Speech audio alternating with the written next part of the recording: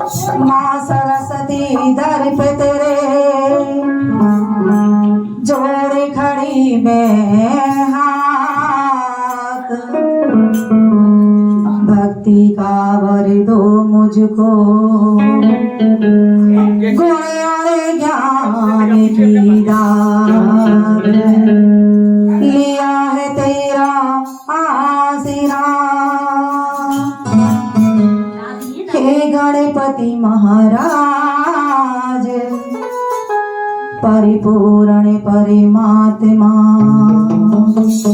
पूर्ण की जोका, मेरे पूर्ण की जोका।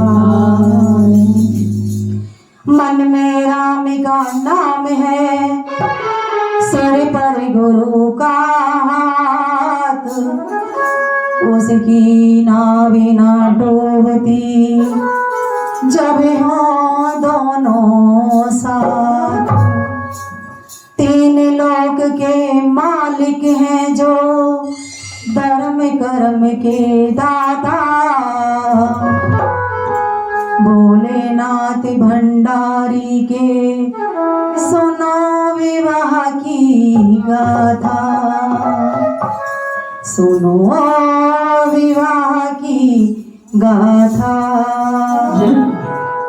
जो मन से सुनते हैं महिमा शिव पार्वती के ब्याह की, उनके भवबंधन कट जाते, बाधा कटे हर व्याधि की, बाधा कटे हर व्याधि की।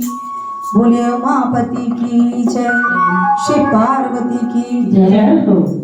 आपको मैं एक बात बता दूं कि आजकल हम जो है गणेश जी की पूजा करते हैं पहले, और गणेश जी कौन है ये भी मैं आपको बता दूं। गणेश जी की पूजा तो शिव पार्वती के विवाह के बाद जब पैदा हुए हैं तब हुआ है, चाहे शक्ति से बने हैं, उन्हीं के पुत्र हैं, पार्वती के होने के बाद में गणेश जी आए। लेकिन ये गणेश जी जो थे वो गणपति थे, गणों के पति, जैसे बृहस्पति है उन्हीं के तरह गणों के पति थे, महापति। और जब गौरा और पार्वती शिव जी की शादी हो रही थी, उसी वक्त मन ही मन जब वो बैठे थे तो उन्होंने कहा जब मेरे पुत्र हो तो आप जैसा हो। तो उससे सबसे पहले गणपति की ही पूजा की जाती है। हम कहते हैं गणेश जी की करो, गणपति की पूजा होती है। जब भी आप नाम लो तो गणपति कहकर सर्वप्रथम पूजा करेंगे, उसके बाद ओम गणेशाय।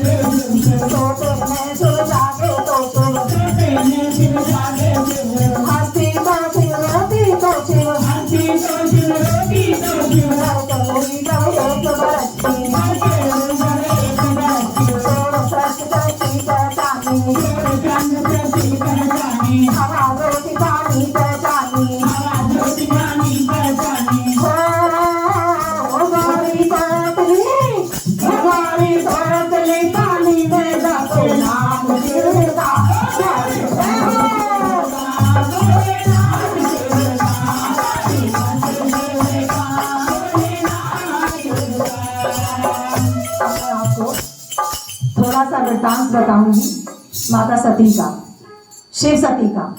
एक तरह से आपके लिए दो कथा सुननी होंगी, एक हिंदी में और एक हमारे गाने के साथ साथ। जब वृत्तांत थोड़ा सा पता होगा तो आपको अपने आप ही समझ में आ जाएगा। उमा महेश की जोड़ी पहले से ही प्रसिद्ध थी। उन दोनों को कभी कोई ना अलग किया है, ना होगा, ना आगे कर सकता है। शिव और शक्ति दोनों एक दूसरे के बिना अधूरे हैं। माता पार्वती पूर्व जन्म में राजा दक्ष की पुत्री थी। राजा दक्ष के कई पुत्रियां थी, मगर राजा दक्ष को इच्छा थी कि माँ जगदम्बा मेरे घर में जन्म ले। इसीलिए उन्होंने कई वर्षों तक तपस्या की। राजा दक्ष ने और प्रसूति ने दोनों ने मिलकर तपस्या की और उससे माँ जगदम्बा प्रसन्न हुई। और प्रसन्न होने के बाद समय आने पर उन्हें वरदान दिया कि मैं तुम्हारे घर में जन्म लूंगी, मगर याद रखना कभी मेरा अपमान हुआ तो मैं उसी समय घर छोड़कर चली जाऊंगी, अपने प्राण त्याग दूंगी। समय बीतता गया। माता सती चंद्रमा की कलाओं के समान बड़ी होने लगी और एक दिन शिव जी के साथ उनका विवाह हो गया। विवाह होने के पश्चात त्रिलोकीनाथ, उनका नाम ही त्रिलोकीनाथ है, इसीलिए आजकल तो लोग हनीमून मनाने जाते हैं। जब उनकी शादी हुई तो वह नंदी पर सवार होकर तीनों लोकों का भ्रमण करने के लिए निकल पड़े। उधर राजा दक्ष, ये तो सभी जानते हैं कि राजा दक्ष और शिव जी का आपस में बैर था। और बैर क्यों था मैं ये भी आपको बता दूं, क्योंकि एक बार ब्रह्मा जी ने देवलोक के धर्म के निरूपण के लिए सभा का आयोजन किया था और उस सभा में सभी बड़े बड़े इष्ट देवों को बुलाया, भोलेनाथ को बुलाया, राजा दक्ष को भी बुलाया।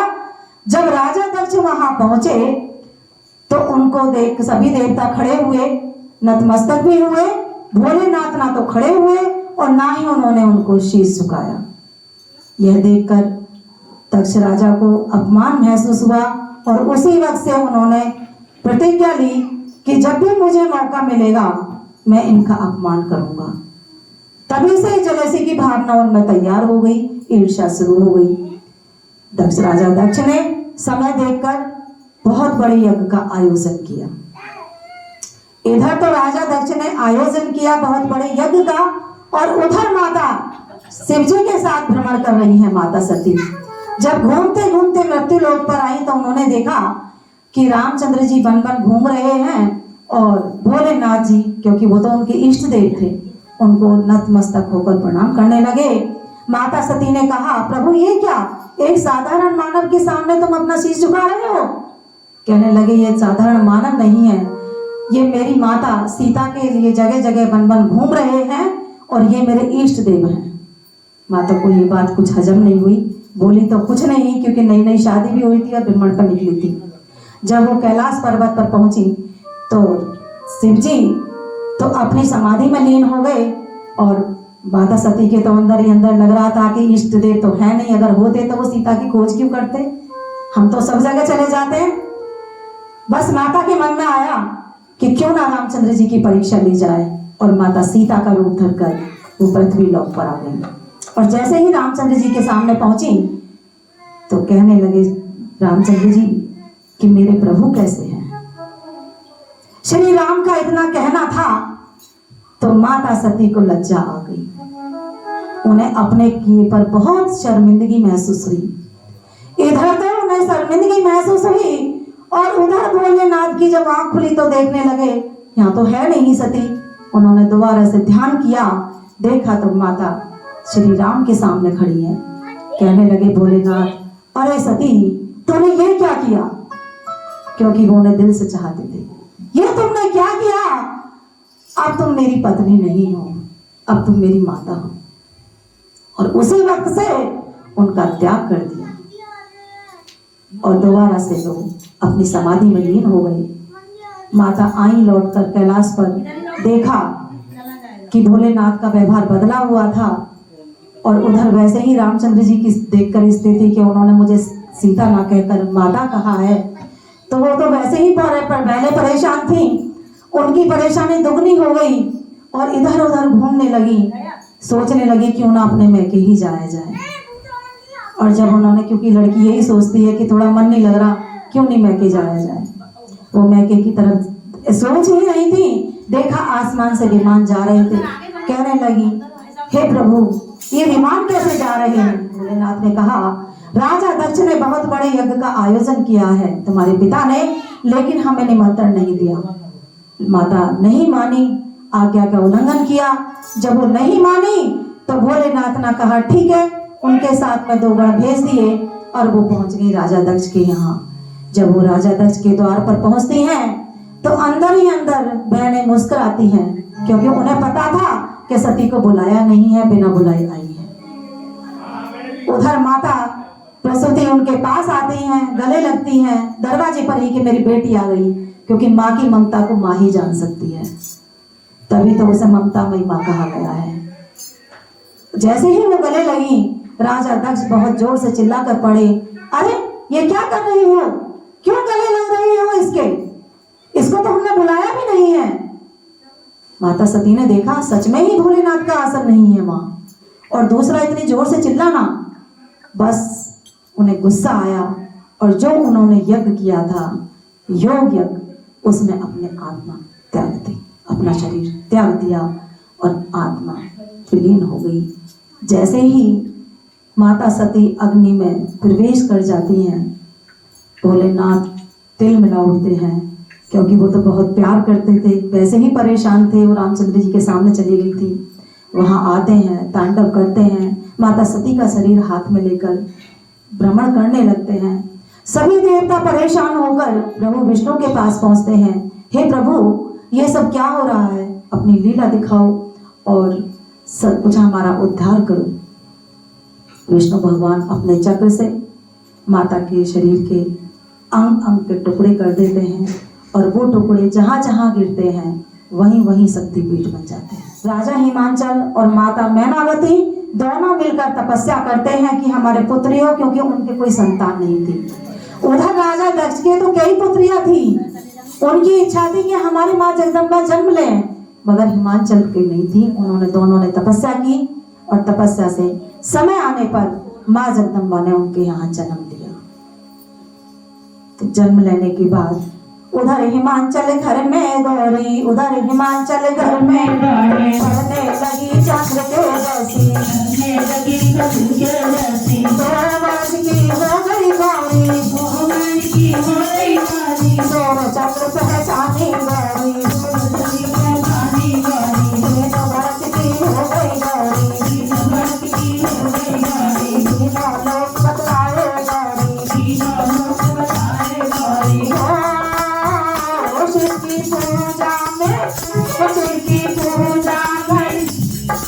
पूजा करती निस दिन ध्यान शिव का, गौरी भक्ति शिव का, भोलेनाथ शिव का, गौरी भक्ति शिव का, भोलेनाथ शिव का।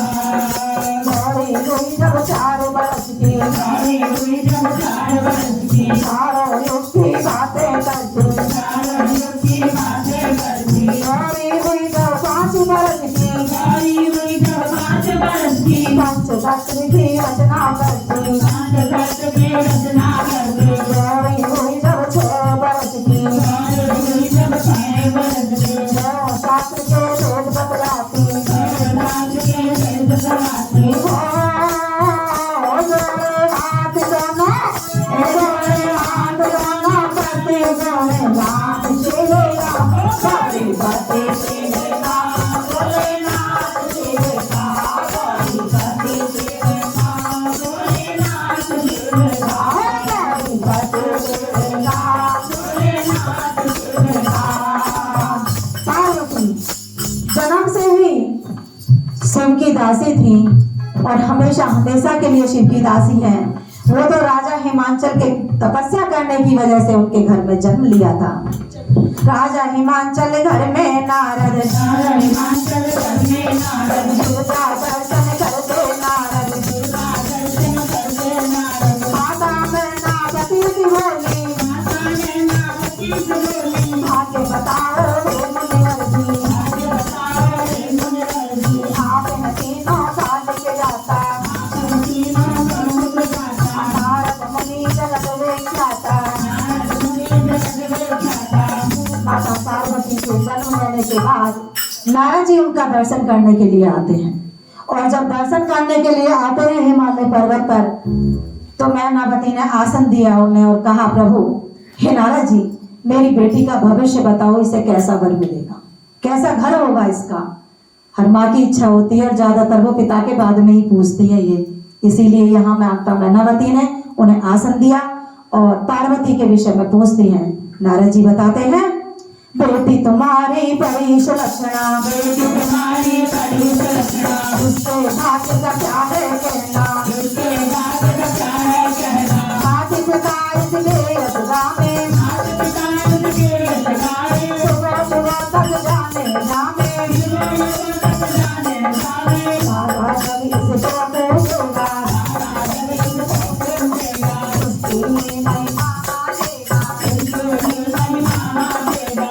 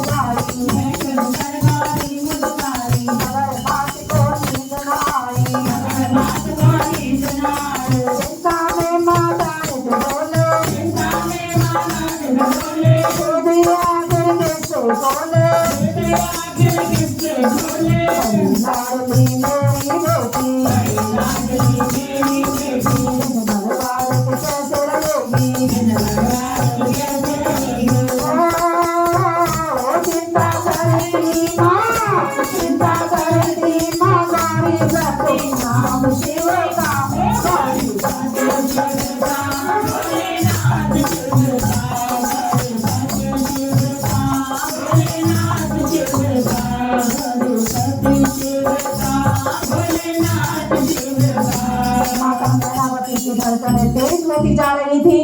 माता ने कभी कल्पना में भी नहीं सोचा था ऐसा वर मुनि मुझे बताएंगे, मेरी बेटी को बताएंगे। मेरी फूल सी बेटी कैसे रहेगी ऐसे वर के साथ जिसका घर भी नहीं है, जिसका कोई ठिकाना नहीं है, जिसका ना खाने का ढंग है ना पहनने का ढंग है, कैसे रहेगी। माता मैनावती राजा हिमालय से कहती हैं, हो सकता है मेरा ये भ्रम हो, पतिदेव से कहती हैं वो, मेरा भ्रम हो सकता है। नहीं नहीं, मेरी बेटी के भाग्य में ऐसा नहीं होगा।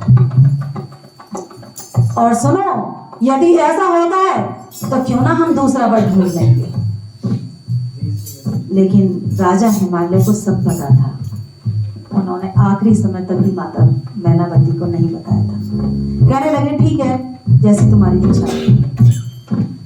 अब उनको तो समझा लिया, पार्वती को कैसे समझाते, उन्हें तो जाना है शिव जी के पास से। उन्होंने एक रचना रची और कहने लगी, माँ रात मैंने एक सपना देखा और उस सपने में एक ब्राह्मण जी आए। कहने लगे, यदि तुम सुयोग वर ढूंढना चाहती हो, अच्छा वर प्राप्त करना चाहती हो, तो जाकर तपस्या करो। माता मैनावती ने सोचा हो सकता है कोई अच्छी राय दे रही हो, ठीक है, भेज दिया उसे तपस्या करने के लिए। उसने राजा हिमांचल अपने पिता से आज्ञा ली और माता से आज्ञा ली। दोनों से आज्ञा लेकर वो कितनी कठिन से कठिन तपस्या करती हैं, ये मैं आपको बताती हूँ। कुछ दिन तो फल फूल ही खाई, कुछ दिन तो फल फूल ही खाई, कुछ दिन केवल सागी खाई, कुछ दिन केवल सागी खाई, कुछ दिन जलोढ़ वायु पीती, कुछ दिन जलोढ़ वायु पीती, कुछ दिन तो कपवास धरती, कुछ दिन तो कपवास धरती, कुछ दिन बेल पत्र ही खाई, बेल पत्र ही खाई, कुछ दिन तो पत्र चढ़ाई,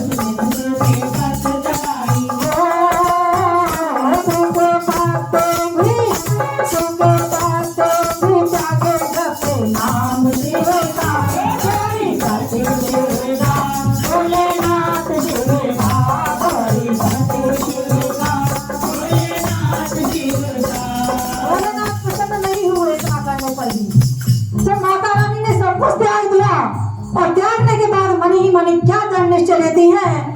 अरे तपबल रचे प्रपंच विधाता, तपबल विष्णु सकल जगदाता, सबबल तपबल शंभु करे संहारा, तपबल शेष धरे महिधारा, तपबल शेष धरे महिधारा, तप आधार तप सृष्टि भवानी, तप ही सुनायो तप की कहानी। अरे प्रभु कैसे प्रसन्न नहीं होंगे मेरे से। तपस्या में तो इतनी शक्ति है कि राक्षसों ने वरदान पाया सभी देवताओं से और उनके ऊपर ही आक्रमण किया। ये मैं आपको बता दूं, सबसे ज्यादा कठिन तपस्या राक्षसों ने की है, लेकिन उसका दुरुपयोग किया है। अगर वो दुरुपयोग नहीं करते तो आज उनका ही राज होता यहाँ पर। उन्होंने अभिमान किया, दुरुपयोग किया, इसीलिए ही। और देवताओं को देखो कितने भोले हैं, वो पहले वरदान देते हैं और बाद में उसका तोड़े निकालते हैं। खुद ही शासन कर लिया है, अब हम कैसे अपना आसन छीने। ये सब सोच सोच कर सभी देवता फिर परेशान होते हैं। तो कहने लगी, ओम नमः शिवाय, ओम नमः शिवाय, ओम नमः शिवाय, ओम नमः शिवाय, ओम नमः शिवाय, ओम नमः शिवाय, ओम नमः शिवाय,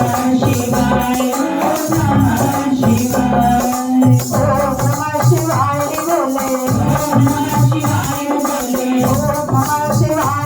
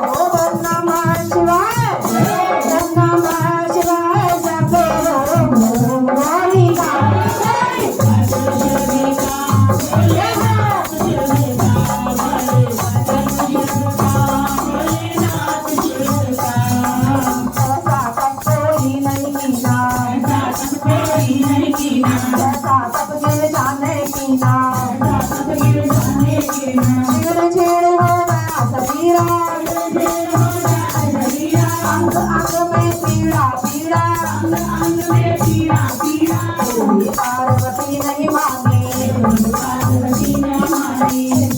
साधिका भवानी, नमसे पानी हुई, नमसे पानी हुई, धन्य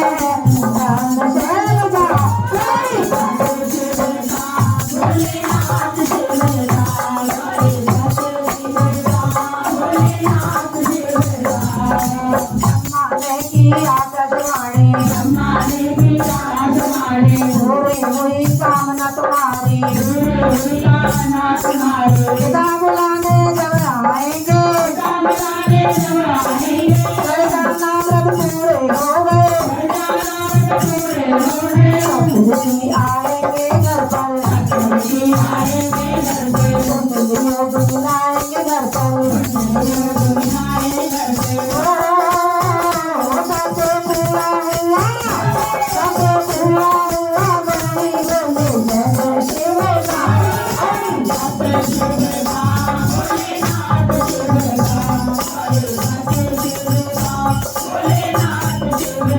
भगवान शंकर का आसन गौरी की तपस्या से हिलने लगा। उन्होंने आंखें खोली और सप्तऋषि से पूछा, ऐसा कौन है पृथ्वी पर जिसने मेरी इतनी घोर तपस्या की है कि मेरा आसन हिल गया? तो सप्तऋषि ने कहा कि आपका आसन हिलाने वाला कोई और नहीं है, एक पार्वती नाम की लड़की है, उसने तपस्या की है और वो तुम्हारे से शादी करना चाहती है। भोलेनाथ कहने लगे, अच्छा वो मुझसे शादी करना चाहती है तो जाओ उनकी परीक्षा भी लेकर आओ। और मैं आपको ये बात बता दूं कि परीक्षा हमेशा नारी ने ही दी है। सीता हुई, उन्होंने भी परीक्षा दी, अग्नि परीक्षा दी थी। माता अनसुईया हुई, उन्होंने भी परीक्षा दी थी। अहिल्या हुई, उन्होंने भी परीक्षा दी थी। और यहाँ माँ गौरा पार्वती है, उन्होंने भी परीक्षा दी है। सप्तऋषि जाते हैं। कहाँ तो वो जा रहे थे कुंडली मिलाने के लिए, क्योंकि उन्हें ब्रह्मा जी ने आदेश दिया था कि जाओ कुंडली मिलानी है। और कहा भोलेनाथ जी ने कहा कि जाओ उनकी परीक्षा लेकर आओ। जाते हैं सप्तऋषि आज्ञा लेकर। मन में चिंता तो बहुत थी, क्योंकि वो खुश थे कि माता पार्वती ने तपस्या करके भोलेनाथ के दिल को जीत लिया है, उनका आसन हिला दिया है। इससे घोर तपस्या कोई नहीं कर सकता। जाते हैं राजा हिमांचल के द्वार और माता पार्वती के पास जाकर कहते हैं, अरे तुम इसे क्यों चाहती हो? क्योंकि उन्हें आदेश मिला हुआ था शिव जी का। अरे तुम उससे शादी क्यों करना चाहती हो? तुम चाहो तो तुम्हें दूसरा पति बताएं, विष्णुपति से शादी कर लो, वो ओघड़ है। अरे मुंडमाला उसके गले में रहती है, सर्प उसके गले में लिपटे रहते हैं, डमरू बजाता फिरता है, ओघड़ है, समाधि में लीन रहता है, घरना मंडैया है, ऐसे के साथ तुम कैसे रहोगी? लेकिन माता मुस्कुराने लगी, कहने लगी, नहीं नहीं सप्तऋषि, अब मैं तुम्हारी बातों में आने वाली नहीं हूँ, क्योंकि पूर्व जन्म में पहले 2 बार गलती कर चुकी हूँ। पहली गलती मैंने राम की परीक्षा ली थी, और दूसरी गलती बिना बुलाए मैं अपने पिता के घर गई थी। उसी दिन से सभी कहते हैं कभी भी माँ बाप के घर बिना बुलाए मत जाना शादी के बाद, अगर वो बुलाए तो जाना, क्योंकि अपमान भी माँ बाप के घर शादी के बाद बहुत होता है। बहुत नसीब वाली बेटियां होती हैं जिनका अपमान नहीं होता। और एक और बात बता दूं कि जितना अपमान होता है उतनी औरत दृढ़ निश्चय वाली बनती जाती है। शुरू में तो वो आज्ञा लेती है, मैं ये काम कर लूं, वो काम कर लूं, कि वो खुद काम करने लगती है। तभी तो भोले बाबा ने पार्वती से शादी की थी, क्योंकि वो भी हटी थी, राजा हिमालय की पुत्री थी। जैसे पर्वत अपनी जगह टिका रहता है, वैसे ही माता पार्वती भी टिकी रहती हैं, और ऐसे ही भोलेनाथ भी। जब वो नहीं मानी तो कहने लगी, पार्वती सुनो, सप्तऋषि जी क्या है भोलेनाथ मेरे लिए? भोलेनाथ मेरे नैन की ज्योति हैं, भोलेनाथ मेरे मुक्ता मोती हैं, अरे भोलेनाथ मेरे जीवन साथी हैं, और भोलेनाथ तो मेरे मुख की वाणी है। मेरे पति परमेश्वर हैं, और उनसे बड़ा ना कोई ईश्वर है, वही मेरे पति देव हैं। बस सप्तऋषि को यही सुनना था, और जय जय गिरिजा और जय जय गौरा और जय जय पार्वती करते हुए भोलेनाथ के पास आते हैं और सोचते हैं जैसे ही पहुंचूंगा माता रानी से कहूंगा बस हो गई शादी, तैयार हो होगा। माता रानी बिल्कुल नहीं डरी है, वो शादी के लिए प्रॉपर तैयार है। मैंने वो तो अपनी परीक्षा में भी पास हो गई और तपस्या में भी पास हो गई, अब कोई मना नहीं कर सकता। लेकिन जब वो आते हैं भोलेनाथ के पास तो देखते हैं क्या, वही पुराना राग कि वो अपनी समाधि में लीन हो गए। अब ब्रह्मा जी के पास जाते हैं सभी देवता, तो जाकर तुरंत स्तुति करने लगते हैं कि प्रभु ये हुआ, हमारे संकट दूर करो। विष्णु भगवान के पास जाते हैं, वहां भी तुरंत अपनी बात रख देते हैं कि प्रभु ये करो, वो भी समस्या का समाधान कर देते हैं। मगर भोलेनाथ की स्तुति करनी पड़ती है, क्योंकि उन्हें ना तो कोई जगा सकता है और ना ही कोई सुना सकता है। ना जाने स्तुति करते समय कौन सा शब्द भोलेनाथ के कानों में आ जाता है और वो अपनी समाधि से आंखें खोल बैठते हैं और क्या कहते हैं, है तन पे भस्मी गले में विष धरे, है तन पे भस्मी गले में विष धरे, नमामि शंकर नमामि शंकर नमामि शंकर नमामि शंकर, तन पे भस्मी गले में विष धरे। वहाँ बैठे हुए हम भी स्तुति कर रहे हैं, क्योंकि हमें माता रानी से शादी करानी है। अभी मैं जैसे स्तुति कर रहे हैं, तुम्हारी सृष्टि वैसी बढ़ जाए, आप भोलेनाथ की आंखें खुल जाए। दोस्तों, संपूर्ण शिव पार्वती विवाह सुनने के लिए पार्ट 2 जरूर देखें। धन्यवाद। बोलो शिव पार्वती की जय।